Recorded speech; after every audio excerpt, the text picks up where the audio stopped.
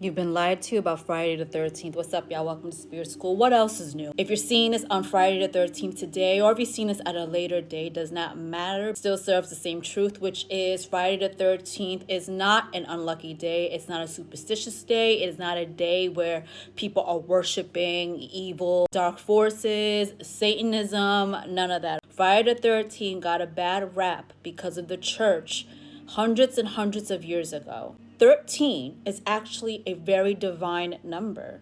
13 is the number of the divine feminine energies. There are 13 moon cycles. The moon represents feminine energy. Now, we all have both energies here. Every single person here on Gaia has both masculine and feminine energies.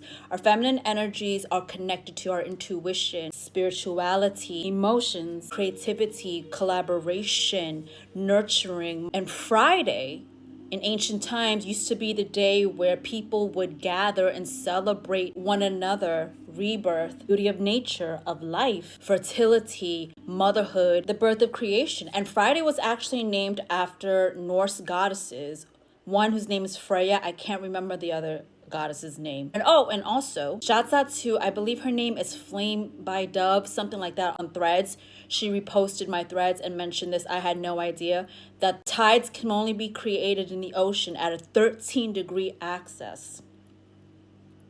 Y'all, you know, I always say this, there are no coincidences because there aren't. The universe is very precise. It operates under mathematics, whether it's distance or the angle a planet rotates. Everything can be calculated. And you're seeing this in so many other videos that I share about the absolute precision of how the universe works. This idea of 13 being this like taboo, superstitious number was all a narrative created by the church. The reason why Friday the 13th has been villainized is because the Knights Templar, they were like fighting monk warriors for Christianity. And they granted safe passage for pilgrims who were going to visit the Holy Land. Right? They pay the Knights Templar money to make sure they had safe passage. The church had the Knights Templar arrested on October 13th, on a Friday, because they claimed that they were practicing heresy, sorcery, witchcraft. They ended up arresting them, torturing them, killing some of them, and eventually the entire Knights Templar was dismantled. And they made these accusations for various reasons, but however, they knew that the Knights Templar knew the truth of spirituality. During that time, religion was becoming a tool for power and control. The church wanted to be at the forefront of that power and control. So anything that's outside of that arena for them is considered a rebellion. They did not want regular people knowing the truths of the universe, knowing the truths of energies, manifestations, our intuition, who you are as a being. The Knights Templar knew this, and they were guarding the sacred knowledge of divine feminine energies, which again has to do with spirituality. The church wanted to keep this secret from people, what you're capable of.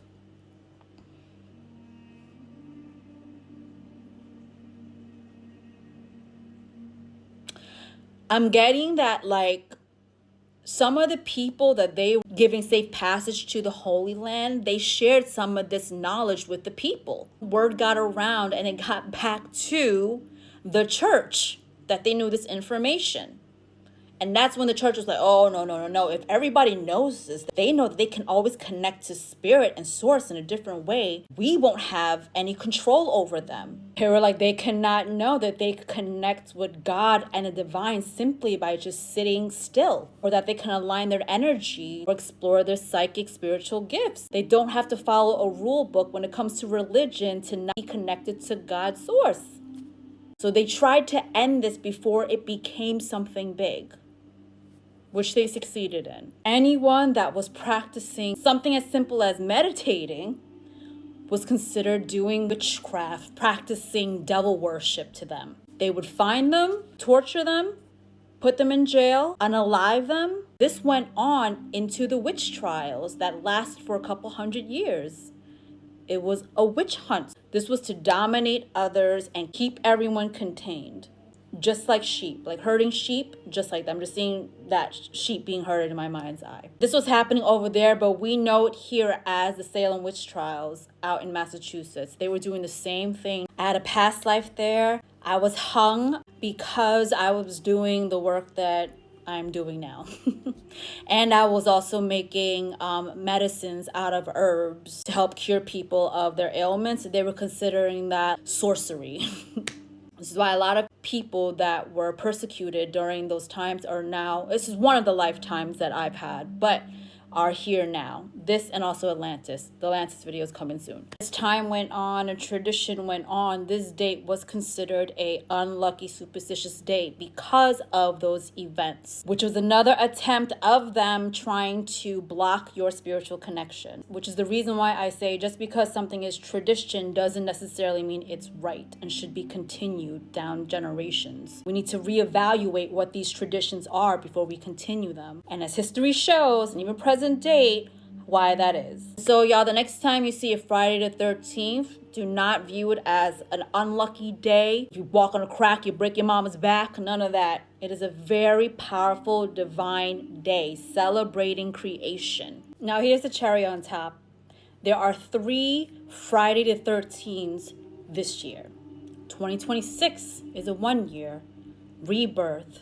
New beginnings, fresh starts. No coincidences, y'all. The fact that there's 3 Friday the 13th, 3 represents the Holy Trinity. 3 represents divine masculine, divine feminine energies coming together in harmony. So as you're seeing now, the divine feminine energy is rising to meet with the divine masculine energy to come into balance in this new earth frequency on Gaia.